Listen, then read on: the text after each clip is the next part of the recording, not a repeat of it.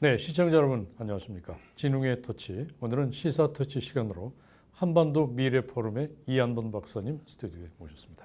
박사님 안녕하십니까? 네, 안녕하세요. 네, 예. 일주일 동안 잘 계셨죠? 네, 네. 네. 자, 요즘은 하루가 다르게 새로운 뉴스들이 많이 터져나오고 있는데 역시 오늘 아침 현재 가장 큰 뉴스거리는 트럼프와 김정은 간의 회담이 아닌가 생각이 되고요. 그렇습니다. 날짜가 이제 6월 12일로 정해졌다는 네. 소식이 엊그제 전해졌고요. 그렇습니다. 네. 뭐 싱가포르로 결정됐다는 네. 소식이 또 있고요. 박사님 보시기에 그동안 저희들도 뭐 많은 얘기를 했습니다만은 그 예상 후보지로 뭐 싱가포르다, 판문점이다, 몽고의 울란바토르다, 뭐 여러 가지 얘기들이 많았지 않습니까? 그렇습니다. 근데 싱가포르로 결정된 어떤 배경이나 이유 같은 게 있다고 생각을 하시는지 말씀 좀 해주시기 바랍니다. 트럼프 대통령은요. 네. 지금도 네. 판문점에서 하고 싶어 합니다. 지금도 네. 그 왜 그렇습니까? 이 판문점을 네. 국제 정치의 핵심 기지화 시켜가지고 네. 아시아존의 새로운 미국 정책을 투입을 시켜서 네. 자기 재임 기간에 위대한 업적으로 남기고 싶어 했던 그의 의지와 욕심은 지금도 아무 변함이 없습니다. 네. 그런데 중요한 거는 이번에 이 싱가포르에 결정이 된 거는 우리 진행가 잘 아시다시피 백악관 내에 주요한 정책 부서인 NSC라는 네. 국가안보기관이 있잖아요. 국가안전보장. 네, 그걸 이끌고 있는 매쉬 포틴저. 네. 이 친구가 이번에 북한에 갔다 왔습니다. 가서 눈으로 확인하고 직접 모든 거를 협상을 하고 이 어젠다는 이미 다 만들었고 네. 국무장관 이 친구는 그냥 곁다리로 간 거고. 폼페이오. 그러군요. 실무 책임자들이 뒤에. 예, 실무 책임자들이 간 거 그 이거는 실무 책임자 중에는 한국인 앤드류 킴이라는 분의 모습이 보이던데 그분은 어떤? 그분은 그 행정적인 뒤처리만 했을 뿐이지 정책 위반 팀에는 끼지도 못했고 네. 국무부의 브라이언이라든가 대변인 나이트라든가 이런 친구들이 이번에 가서 이 엄청난 그 일을 했고 네. 동남북 아시아존의 외교로서는 최초로 백악관이 총 출동을 했다. 네. 여기에 더 놀라운 거는 이번에 왜 뭐 예수 전도한다고 미국 가서 괜히 그 사고 치고 다니는 목사들 있죠. 그 사람들 데려올 때 이 정말 중요한 사실을 시청자들이 아셔야 되거든요. 그중에 목사님이 한 분 포함이 됐었죠. 그렇죠. 그런데 그분들을 끌어오는데 미국으로 데려오는데 네. 저번에 이 클린턴 대통령도 그랬고 지미 카터 대통령도 그랬고 전용기 가지고 가서 사정을 하고 협상을 해서 그 사람들 미국 시민들 데려왔지만 네. 그때마다 엄청난 몸값을 지불을 했습니다. 어허. 근데 이번에는 10원도 지불을 안 했어요. 네. 이건 왜 그랬느냐 하면은 소위 NSC의 포틴저라는 젊은 친구의 아이디어였습니다. 네. 이번에 협상도 하고 그러는데 우리가 더 큰 거 드릴 테니까 네. 이번에는 돈 받지 말라. 이거 자존심 상한다. 이거 왜 우리가 꼭 돈을 줘야 되느냐. 매번 돈을 주고 데려오느냐. 이거는 우리하고 북한하고 친해지기 위한 전초 기지에 있어서 외교적으로 우리가 좀 이상하니까 좀 봐달라 하고 아주 사정을 해가지고 이번에 10원도 안 받고 세 사람을 다. 자, 그러면 박사님이 네. 말씀하신 대로 싱가포르가 결정된 어떤 결정적인 계기는 뭐였다고 생각을 하십니까? 그거는 매쉬 포틴저라는 NSC 안보국 요원 한 사람이 네. 인도하고 미국이 맺은 협정이 있습니다. 네. 그게 뭐냐? 핵 개발 보조 협정입니다. 네.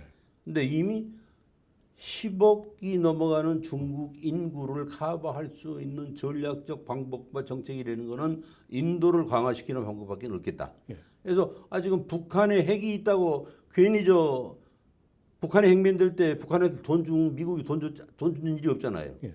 자기들 돈으로 만들었는데 예. 북한 거는 악이고 인도 핵은 선이고 미국 핵은 무슨 하나님의 은총이고 이런 식으로 이 표현을 한다는 거는 이건 외교적으로나 국제적으로나 미래지향적으로나 안 될 일이거든요. 근데 인도의 핵은 아시아를 지키는 팩스 아메리카나 미국을 보호하기 위한 최대의 선이다. 이런 정책을 밑바탕에 깔아서 인도하고 싱가포르의 거리 관계를 통해서 새로운 외교의 어떤 로드맵을 만들기 위한 전략이 깊게 깔려 있는 겁니다. 이건 싱가포르로 이렇게 해야 된다 하고 변경시킨 거는 지금 제가 알기로는 당에서 얘기를 들었는데 트럼프는 판문점에서 회담을 계속 하면은 하고 싶어 하는데 거기서 뭡니까 반바지 입고 그 카터처럼 그 육상도 뛰는 것도 하고 또 뭐 기계 체조도 하고 자기가 할 줄 아는 걸 몇 가지 쇼를 하려고까지 해서 체육관에 가서 6가지 했답니다 그거를. 예. 그런데 이게 정치라는 게 그래요. 이 참모들의 적극적인 뭡니까 이 저지가 있으면 그거 못하는 거예요. 그래서 어쨌든 그 이제 쇼의 장소가 싱가포르로 결정이 됐습니다. 그렇습니다. 오늘 아침에 외신의 모든 소식들을 보면은 북한에서 싱가포르까지 가는데 비행기로 7시간이 걸린다고 하는군요. 네, 7시간이 걸리는데 싱가포르가 결정된 여러 가지 이유 중에 이제 박사님 얘기한 그런 말씀도 이제 결정적인 어떤 배경이 될 것 같고 또 이제 여러 가지 얘기들로는 일단 싱가포르가 중립국적인 안전한 곳이다. 그리고 사회 인프라나 그런 국제 회담을 많이 했기 때문에 국제 프레스센터 이런 시설이 잘 돼 있어서 자기들의 그 회담의 일거수일투족이 전 세계로 생생하게 다 중계가 되기 때문에 그런 좋은 이점을 타고 바로 싱가포르로 결정한 게 아니냐. 뭐 이런 얘기도 있는 게 사실인 것 같기도 합니다. 그거 아닙니다. 아, 그게 아닙니까? 그거 절대 아닙니다. 그건 아니고. 그거 아니고. 그 왜 아니라고? 그러려면은 이 지정학적으로 볼 때 도쿄도 편리한 거고, 네. 말레이시아도 괜찮고, 네. 타이페이도 괜찮고, 네. 장소들이 괜찮은 데가 많아요. 근데 싱가포르하고의 그 관계라는 건 인도와의 관계가 직결이 돼 있고, 그게 더 베이직에 깔려 있다. 더 큽니다. 인도와의 관계와 중국과의 연계가 또 걸려 있고 또 일본이라는 게 일본 아이들 생각으로는 자기들이 미국하고 맹방이라고 그러잖아. 그죠? 근데 이 맹방이 일본뿐만 아니라 인도가 더 맹방이 되는 걸 부상시키고 싶어 하는 게 NSC 정책위원회 멤버들의 지금 적극적인 미국 보호 정책이기 때문에 거기에 연관되어 있는 여러 가지 의미가 내포되어 있습니다. 네. 자, 그러면 어쨌든 이번에 그 싱가포르 회담을 통해서 이제 미국에 원하는 것 그리고 북한이 원하는 게 이제 두 가지가 크게 이제 상충이 되어 있는데 양측의 그런 주장이나 그런 안건 같은 거는 어떻게 잘 타결이 될 것으로 보고 계신지 어떤지 모르겠습니다. 이미 타결이 됐습니다. 타결이 돼 있고 핵심적인 거는 그날 한 가지 정도가 시리어스하게 논의들이 되겠지만은 이미 그 질의서들이 왔다 갔다 했고 심지어는 한 가지 아직 언론에서 모르고 있는 사실을 내가 말씀드리면은 북한이 싱가포르까지 직항으로 날아갈 수 있는 비행기가 사실은 없어요. 그래서 중국에서 전세로 빌릴까? 또 다른 외국에서 빌려올까? 이런 고민까지 터지니까 트럼프가 당장에 자기가 돈을 내서 비행기를 보낼 테니까 그 비행기로 오시고 그 비행기로 회담 끝나고 가면 되지 않느냐? 다른 나라에서 빌릴 필요 뭐 있느냐? 그러니까 땡큐 고맙지만 노하고 거절을 했어요. 그만큼 걔네들은 완벽한 준비 속에 새로운 변화를 조장할 수 있는 미국의 어떤 정책도 지금 안 받아들인다 이거죠. 그러나 미국은 자기들이 목표하는 비핵화 문제는 비핵화가 문제가 아니고 포스트 비핵화 문제 이후에 아시아 존의 소위 사회적 갈등, 정치적 갈등, 그다음에 영향력, 이니셔티브 이런 거를 어떻게 가지고 가느냐 하는 게 제일 중요한 지금 문제. 중장기적으로 이제 포스트 아메리카 그렇습니다. 넓은 안목으로 큰 틀의 그림을 짜는 거고 거기 베이직은 역시 이제 비핵화가 우선적으로 이제 선행이 될 것 같고 그런 식으로 진행되지 않을까 생각이 됩니다. 자, 저희들이 다 같이 한번 이번에 6월 12일을 지켜보도록 하고요. 네. 지금 한국 정치의 현실로는 이제 가장 중요한 게 6월 13일에 지방선거가 아닌가 생각됩니다. 이번에 지방선거 한마디로 박사님 어떻게 보고 계십니까? 이번에 지방선거는 아무런 의미가 없습니다. 네. 왜냐?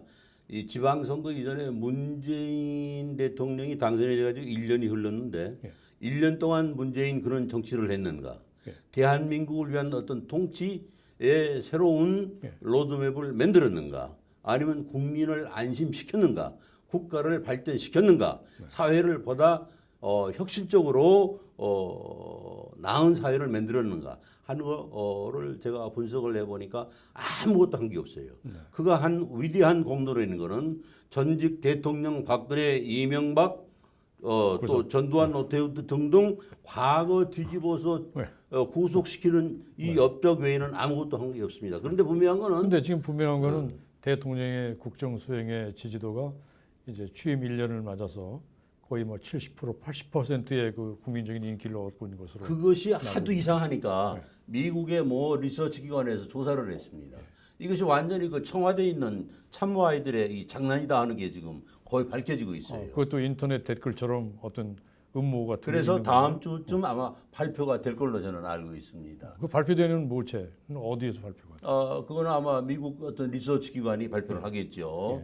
동남부 기지에서는 이런 정치 패턴도 지금 진행이 되고 있다는 걸 얘기를 하는데, 근데 문제는 임종석이라는 이 사람이 주사파, 예. 주사파로서의 남조선 주사파의 두목이었다, 수괴였다. 전대협. 이거는 전 세계의 언론이 다 알고 있는 거고 정보기관이 다 알고 있는 거란 말이죠. 근데 중요한 거는 주사파를 한 번 했던 인간들은 죽을 때까지 그 독자파의 향수를 잊지를 못합니다. 저 주사파가 뭐냐? 공산주의 이론을 김일성식으로 변형시켜 놓은 독자적인 그들만의 이론이거든요.